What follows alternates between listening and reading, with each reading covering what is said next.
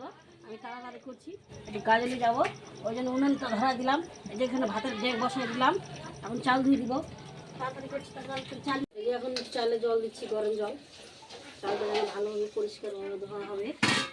এই যে এখন একটু কষলাই নিই, নোংরাগুলো বের হয়ে যাবে চালে। ওগুলো বালতিতে ঢালবো, ওগুলো গরু খাবে। হ্যাঁ, এগুলো গরু খাবে আমাদের। হাঁড়িতে চাল দিয়ে দিলাম।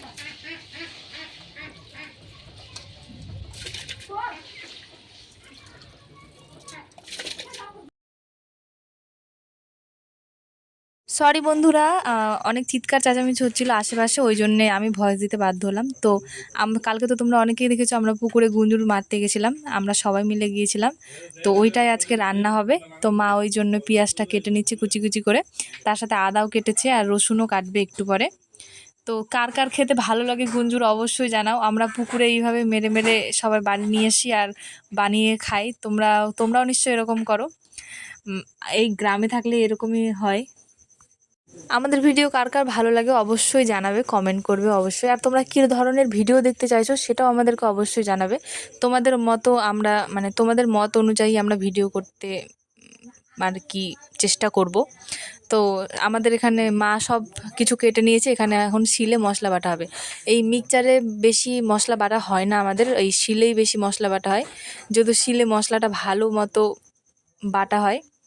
তো আদা আর লঙ্কা দিয়ে দিচ্ছে, আর তার সাথে একটু জিরাও দিয়ে দিবে। এখন মশলাটা হালকা মতো করে বেটে নেবে।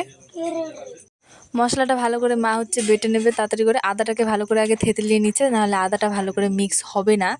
তো তারপরে দেখো ভালো করে শরীরের সব শক্তি হাতে নিয়ে এসে ভালো করে মশলা বাটতে হবে। কে কে শিলে মশলা বাটা তরকারি খাও সেটাও অবশ্যই জানাবে আমাকে।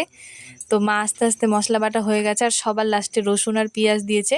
অনেকেই পেঁয়াজ বাটা দেয় না, আমরা দিই, পেঁয়াজ রসুন দুটোই দিই। এরপর আমি মায়ের ভাত চড়ানো হয়ে গেছে, আমি তরকারিটা করব। তা আমি আখাতে কড়াইটা বসিয়ে দিয়েছি, তার মধ্যে তেল দিয়ে দিলাম। আর একটু পরে আমি পেঁয়াজ কুচিগুলো দিয়ে দেবো, দিয়ে পেঁয়াজ কুচিগুলো দিয়ে আমি ভালো করে নাড়াচাড়া করবো যতক্ষণ না ব্রাউন কালার হবে পেঁয়াজ কুচিগুলো আমার। আজকের মশলাটা আমি একেবারে মাংসর মতো কষাবো, মাংস ফেল।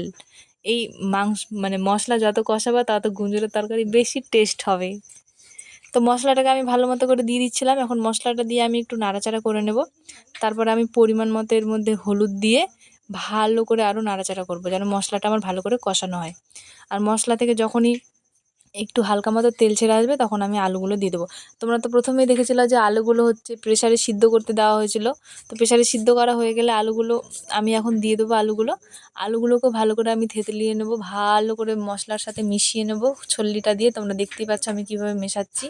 আলুগুলোকে একটু ভাঙা ভাঙা করে নেব, যেহেতু ভাঙলে আলুগুলো ঝোলটা একটু ভালো মতো হবে, পাতলা হবে না আর কি ঝোলটা। তো আমি পরিমাণ মতো এখানে লবণগুলো দিয়ে দিলাম। লবণ দিয়ে আমি ভালো মতো তরকারিটাকে কষিয়ে নেব। এই স্বাদ মতো যদি লবণ না হয় তাহলে কিন্তু তরকারির টেস্টটা আসে না বন্ধুরা। এই লবণ আর মশলা আসল, মশলাটা কষানো ভালো না হলে তরকারিটাও ভালো হয় না। তো আমার মশলা কষানো হয়ে গেছে, আলু দিয়ে মশলা কষানোটাও হয়ে গেছে। তো এর মধ্যে আমি গুঞ্জুরগুলো দিয়ে দিলাম। এখন আমি গুঞ্জুর আলু মশলা সব একসঙ্গে কষিয়ে হালকা মতো একটু কিছুক্ষণ ধরে কষাতেই থাকবো, যতক্ষণ না হালকা মতো লাল লাল হয়ে আসবে। তরকারিটা আমার হয়ে গেছে, তো আমি এর মধ্যে ঝোলের জল দিয়ে দিলাম। এখানে আর টসানো প্রথমেই হয়ে গেছে, তোমরা তো দেখিয়ে নিয়েছো। তো এর মধ্যে আমি ঝোলের জল দিয়েছি। তো আমাদের তো অনেকজন লোক, তো এতটুকু তো হবে না। তো আমি আরেকটু জল দেবো, যেহেতু এই রকমই নামাবো, তাই আরেকটু জল লাগবে।